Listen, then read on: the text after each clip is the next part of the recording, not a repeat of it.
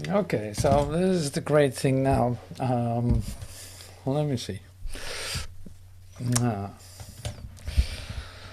Ah, that's great. So the funny part of this is, and I continue now, like a little bit. I was looking for my sheets, but I have actually whiteboards. But so talking about body memories. So I'm actually trying to bring this a little bit together. So here you see there are things, aspects of body memories. So body memories are related to time, age, are related to persons, situations, and events, are related to ideas of health and sickness.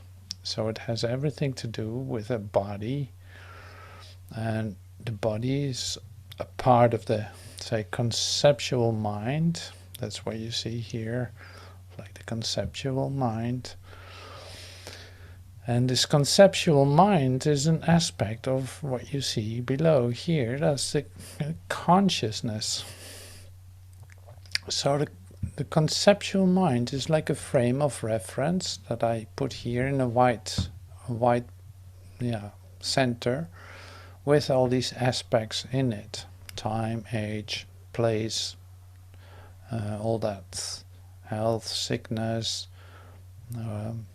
wealth, health, limitation, of course, all these things too. But this is then related to the body memories. So the body memories have everything to do with time, because everything that you experience, you literally root in times. You literally say like, oh yeah, that was 2 years ago, or that was 5 years ago. Oh, 6 years ago I was born. Or everything is rooted in time, in your thinking about yourself as you grew up. And so there are always persons, situations, and events related to the body memories.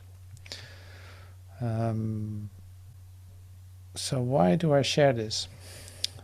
Just to see this all together. That's for one thing.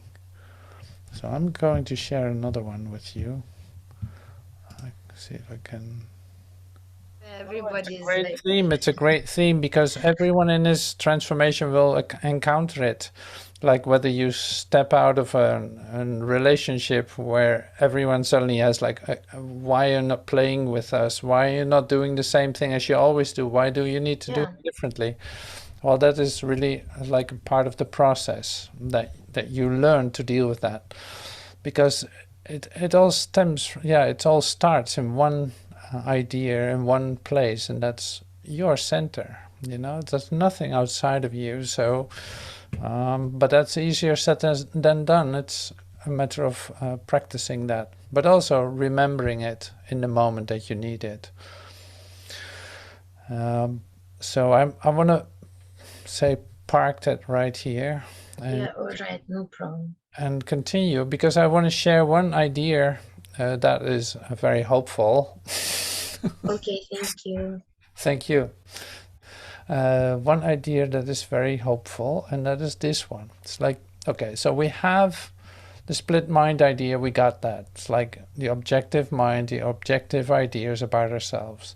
So now, recognizing that I have this forgiving moment with my brother, finally we sit together. We had a huge conflict. We sit together with both the intention of forgiving, in fact, letting go of the conflict that we perceived before, and allowing ourselves to, in fact, fall in love or recognize our oneness and become happy together. Like for just that moment, like, oh, wow, I'm so happy that this is occurring. Finally, the conflict is resolved. So this, like I said, that has a great effect on your physicality, of course, too, because what is happening is that suddenly there's a recognition of your connectedness. See, that is absent in all forms of conflict, because who would be in conflict with what if there's just one of us? So you could say like the only response in a conflictual situation is one in which you ask yourself the question, how can I give in this moment? How can I give in this moment? How can I extend myself as the love that I am in this moment? So what happens if, because your mind wants something to do, so what happens when you ask yourself or your Holy Spirit that question? You literally get an answer. And it's like, because you realize that you don't know how to solve it, how to deal with it, you're completely stuck in it and you want to just destroy the whole thing altogether, just like you expressed in a moment. Like, that is the thing that is happening. So now suddenly I ask, luckily I remembered, I did my mind training and I remember suddenly, how can I give in this situation? How can I love my brother as myself in this situation? Because I know that love is the healing power that literally is what I am. So it's like, here I use the word like emanation of spontaneous healing energy. So it's spontaneous. It is not like we have to do this way and it must result this. No, it's spontaneous. It's not under your conscious control, but it's definitely it's definitely an option. So this PDF I will send to you, to everyone that's here today. So emanating this love energy, this healing moment for yourself, for your body, is not as like mystical, if you want, as you can imagine. It's like it's a natural, miraculous healing that can occur. It is just only based on an idea of there's a possibility that that occurs. Like in my training, I suddenly realize, oh yeah, wait a minute, there's an option, there's a way. I only have to realize, how can I give in this situation?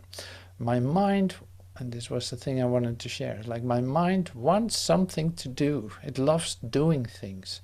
So now I'm giving it a question instead of responding and reacting to the guy in front of me. I'm asking myself, my spirit, I'm referring to my spirit, how can I give in this moment? Then something happens. Like, it is spontaneous what is going to come to you. It is an opening up of a possibility that was not there a moment ago. Suddenly it's like, oh my God, something shifts. A third person comes in and helps you guys out, or who knows what is occurring. So it is like, as soon as you contract and focus all your mind power, so to speak, all your mind power on attacking the other guy, you think you can find a solution. Well, forget it. Do you feel shitty afterwards? Yes, you do.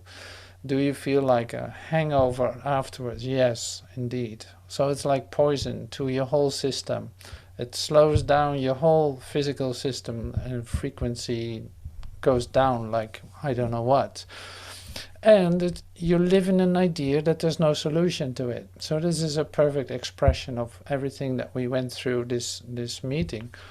Like, suddenly you're in a tunnel, groping about in darkness, looking for a solution, and you don't even know what to look for. There's no light at the end of the tunnel. But by you realizing that there's another option, that you can ask yourself, how can I give to this situation? You receive an answer. There's suddenly a light at the end of the tunnel in which you enter into the other possibility of receiving something spontaneously coming to you. Everything shifts in the whole setup because you realize that you're not alone in this, that you don't want to attack your brother, recognizing that you're one with him, recognizing that, yeah, you love to experience your wholeness instead of your separation. Well, that shifts, of course, your whole body again. And your idea of yourself, your experience of yourself. even in this physical idea that you carry with you. So, yeah, that was, in fact, in a nutshell, what I love to share with you. And I tried to squeeze it in 1.5 hours and almost did it. So there's no rush or anything. It is just that I don't want to keep you longer in this right now. We have shared what we needed to share. Like it is clearly here. You can feel that. And the beauty of it is, like, we continue. It is our day 29. We continue. So there's a continuity in it that is not related to time, but on a whole integral system or program, if you want, where you're a whole part of. So how beautiful is that? So how well that works too. Like there's nothing to feel guilty about. There's nothing that you miss. There's nothing that you will not get.